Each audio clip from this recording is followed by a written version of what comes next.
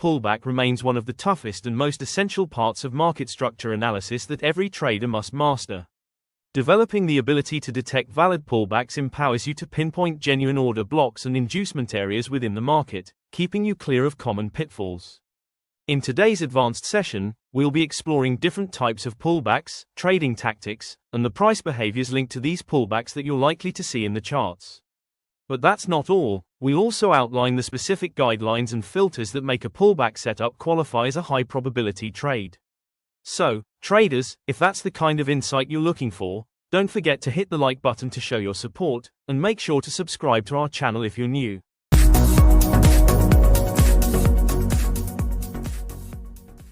Welcome back, traders. Let's dive right in. The initial step in mapping market structure is spotting legitimate pullbacks. Without properly identifying a valid pullback, it becomes difficult to anticipate future price behavior, including trend continuations, confirmed structure breaks, or reversal formations. So, what exactly qualifies as a pullback? A pullback, in simple terms, is a short-term reversal or slowdown in price movement that moves against the current dominant trend. It typically forms when buying and selling forces compete for control, leading to a trending or impulsive shift that generates internal liquidity, marked by inefficiencies or static zones awaiting to be tapped or completed. As a result, the price temporarily moves against the prevailing trend, sweeping internal liquidity or resolving static liquidity, before resuming in its primary direction. Price behavior is generally divided into three major components: impulsive, corrective, and continuation phases. For instance, take this corrective phase as a valid pullback. Here, we observe a confirmed structure break. Moreover, we can identify an order block formed near the base, connected to the break of structure, BOSS. In this setup, we expect price to return to the marked order block and bounce upward. To act on this scenario, we could place a buy limit order at the highest level of that order block. Now, suppose the pullback we've recognized turns out to be false, mistakenly labeled as valid due to its impulsive appearance. In such a case, the related order block becomes invalid, and there's a strong likelihood that the price will hit our stop loss. Let's now examine how to correctly identify a valid pullback, along with the essential rules and criteria to follow. Be sure to stay fully engaged with this video until the end, as in the second half we'll break down different pullback patterns, price behaviors, and look into trading strategies tied to the pullbacks you might face in real-world market conditions, before we get into candlestick examples of confirmed pullbacks. Let's take a quick look at candlestick trends, both upward and downward. An uptrend formed by candlesticks is typically seen when the price action prints successive bullish candles, where each new candle closes above the high of the one before it, signaling strong upward drive. In a single bullish impulsive move, it's important that the low of each candle stays the same or higher than the previous candle's low. This shows that bearish pressure is minimal and the trend stays decisively bullish. The same principle applies in reverse for a bearish trend. A candlestick-driven downtrend appears when price action generates back-to-back bearish candles, where each candle breaks the previous one's low, indicating firm downward pressure. During a single bearish impulse, it's key that the high of each candle is at or below the prior candle's high. Now, let's understand how to spot valid pullbacks in a bullish setup. A valid pullback happens when a candle dips below the previous candle's low or sweeps through its liquidity. For instance, in this illustration, the final red candle cuts beneath the lowest point of the third green candle, confirming a valid pullback. It's vital to note that if the price does not dip under the last green candle's low, the pullback cannot be considered valid. Also, the color of the candlestick does not determine whether a pullback is valid. Likewise, in a bearish context, a valid pullback occurs when a candle moves above the prior candle's high, clearing liquidity. This action reinforces downward momentum. Let's continue building our understanding of pullbacks with this foundation in place. Let's review additional examples. Take a sequence of bullish candles as shown. After 3 strong bullish candles, the price enters a brief consolidation, indicated by the appearance of 3 bearish candles, before continuing its upward movement. As mentioned earlier in the bullish scenario, for a pullback to be classified as valid, price must dip below the low of the final bullish candle right before this temporary bearish sequence. However, in this case, none of the bearish candles breaches the low of that bullish candle or taps into its liquidity. As a result, this entire candle structure is treated as a single bullish impulsive move, rather than a pullback. Now, looking at a similar setup in the second candle sequence, we observe a few consecutive bullish candles followed by a short pause where only one bearish candle forms. Since this bearish candle fails to break the low of any previous bullish candles, it also doesn't meet the criteria for a valid pullback. On the other hand, if the bearish candle aligns with the previous bullish candle to form an equal high, and the next candle breaks and sweeps below the low of the bearish one, this movement can now be considered a valid pullback. In this case, the structure consists of a bullish impulsive wave, followed by a corrective phase, and then continues into another bullish leg. These principles are equally relevant in bearish trends. It's crucial to understand that these methodologies can be applied on multiple timeframes and on any chart that relies on price action. We're currently examining the EUR-USD pair on the 1-hour chart. As you can observe, the market is clearly trending downward. Let's work on identifying potential pullbacks. By reviewing the chart, we notice a series of 3 bearish candles, followed by a brief consolidation marked by 3 consecutive bullish candles. If we draw reference lines from the high and low of the final bearish candle before the pause, it's evident that none of the following candles managed to exceed the high of that bearish candle. As a result, this movement doesn't meet the criteria for a valid pullback and should be treated as part of a larger impulsive leg. To validate a pullback, price must either break or sweep the liquidity below the most recent candle formed just prior to the consolidation.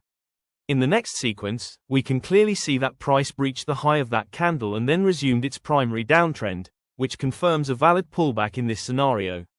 Continuing the pattern, we identify yet another valid pullback as price pushes beyond the high of this candle, which marked the last high before the pause. We can also spot an additional valid pullback here, established by this bullish engulfing candle that decisively broke the high of its preceding candle.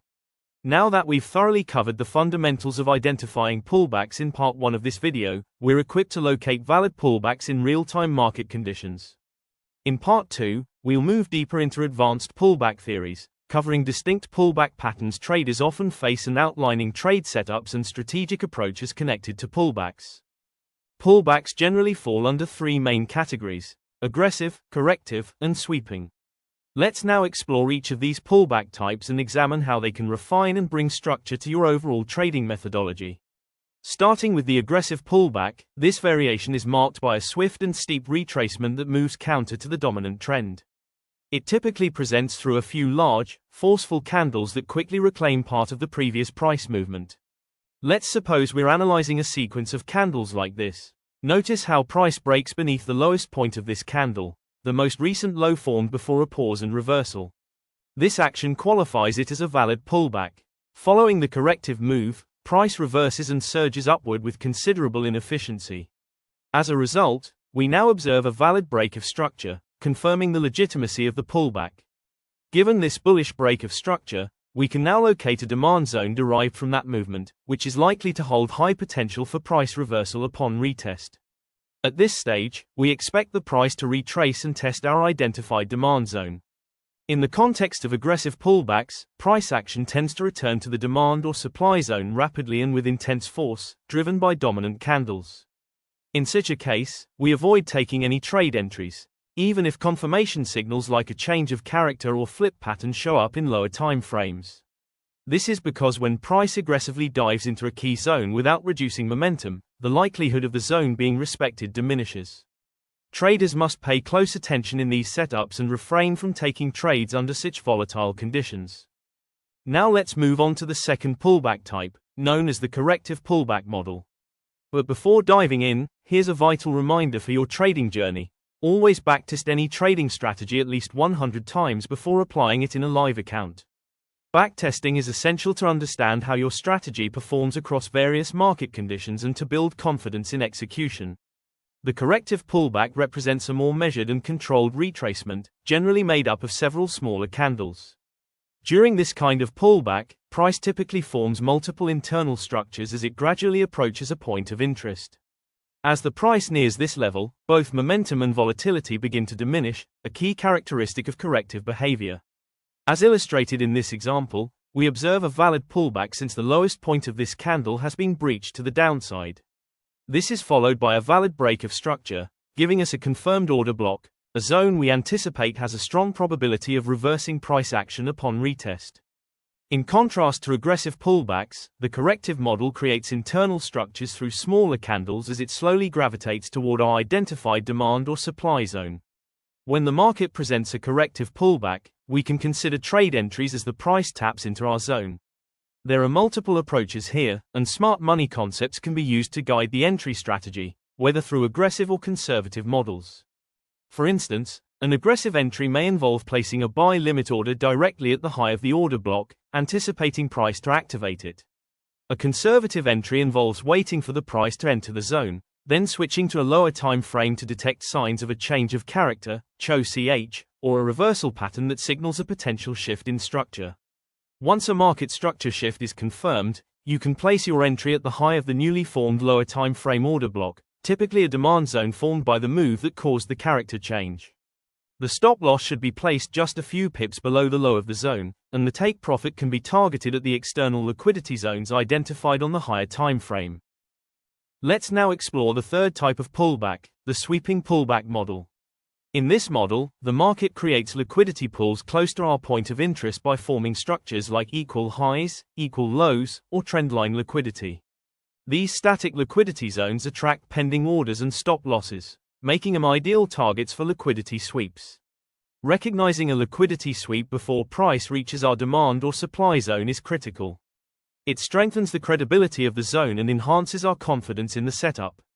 Here's why. Markets need liquidity to fuel strong directional moves. So, if price doesn't sweep liquidity before reaching a key level, it often uses that level to grab liquidity and continue its trend, leaving traders trapped. Take this example. We observe the price retracing down and forming an equal low, which creates significant liquidity just below this double bottom.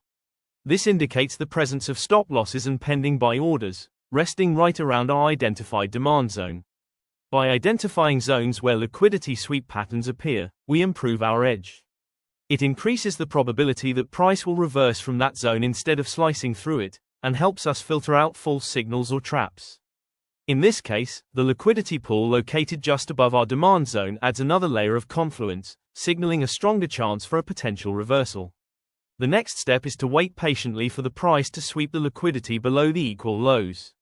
Once the sweep occurs and price taps into our demand zone, we're now ready to consider executing a long position. For optimal entry, we can set a buy limit order at the base of the demand zone. Or, for a more refined entry and better risk to reward, we can drop to a lower time frame and monitor for a change of character, CHO, or any clear market structure shift. Once a new demand zone forms from this shift, we place our entry at the high of that zone, set a tight stop loss just below its low, and aim for external liquidity targets on the higher time frame for take profit. That wraps up our breakdown of the three key pullback types: checkmark aggressive, checkmark corrective, checkmark sweeping. This gave you clarity on identifying and trading pullbacks like a pro. Hit that subscribe button and turn on notifications so you never miss new insights. We'd love to hear your thoughts. Drop a comment below and let us know what topics you want us to cover next. Until then, stay sharp and trade smart. See you in the next episode.